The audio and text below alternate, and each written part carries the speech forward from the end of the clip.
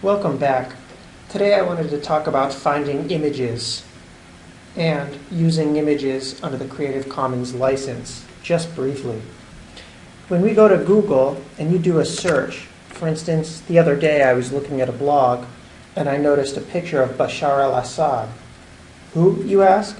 The leader of Syria, standing next to his wife, a woman who, in this case, was unknown to me. And I found her name as Asma al-Assad. I decided I wanted to do a search and find out more about Asma. And I did a search on Google. And what I was really looking for were images of Asma al-Assad. And I wanted to find background information. So of course I get this here, the background information under regular results. But I also wanted to look for images, as I said before. And here, up at the top on Google, I could do a separate search for images by clicking on images, and it would take me to a search.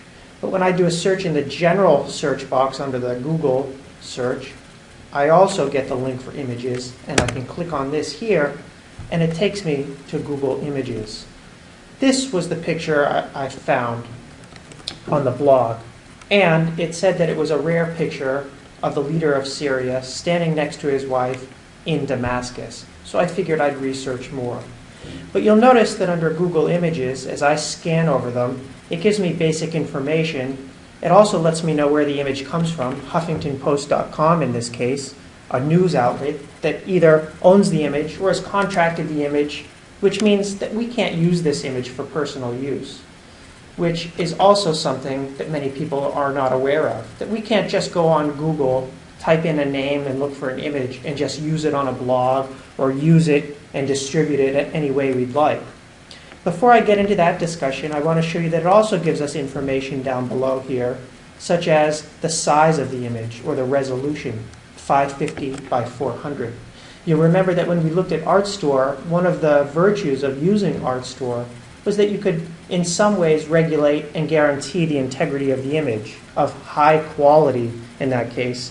And you'll notice that in ArtStore, many of the images are high resolution. And as I said earlier, it just means that if you want to look at a detail of the image, that you can see the detail and see the image clearly without seeing that pixelation or those dots that make up a picture.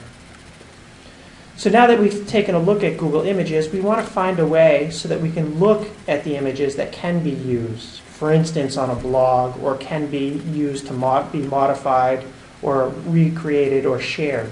And in this case, now that we're in Google Images, we want to go to Advanced Search right here next to the search icon. And we get an advanced search box here where we can do any number of searches. Let's say now we want to search flowers. And right under here where it says usage rights, return images that are not filtered by license. Or if we click on the drop-down box, we can do labeled for reuse, labeled for commercial reuse, labeled for reuse with modification, labeled for commercial reuse with modification. So let's say we want to do labeled for reuse. Now we can do a Google search and we can find images that are labeled for reuse.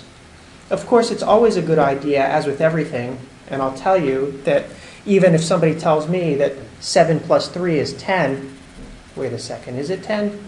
That I need to recheck and make sure that that is in fact true, that even though it says labeled for reuse, it's always a good idea to check, to find, for instance, if we click on a photo here and it opens the image, we can also go to the website for this image or just X out of it, and we end up going to the website.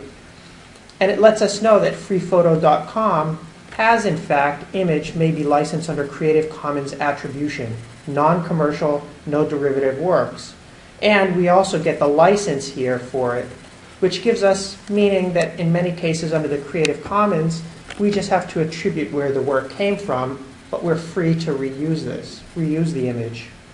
I'll show you another site just briefly. I won't get into too much of a discussion about it, but it's this Creative Commons. In fact, if we go to search Creative Commons, it gives us a number of different websites that we can look to find images or resources, images under Google Image, Flickr, and in some cases Wikimedia Commons, that we can find images that we can use under the Creative Commons agreement. You have to understand that all of these images that we search on the web, or any creative work, is automatically under rules of copyright, copyrighted.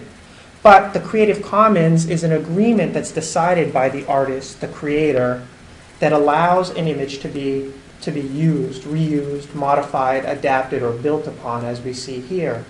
And you can do a search here under the Creative Commons search. For instance, if we were to type in flowers, to do a search and find images that can be used for commercial purposes or just modified and so on. And you get the idea. But the Creative Commons search also gives you links to so many other different media. For instance, I've used Jamendo Music to add in some technologies such as online posters in use in my blog. We can also go to do the Creative Commons, and you can find out information about Creative Commons, such as what Creative Commons means. A nonprofit organization that develops, supports, and stewards legal and technical infrastructure that maximizes digital creativity, sharing, and innovation. We'll talk more about this later.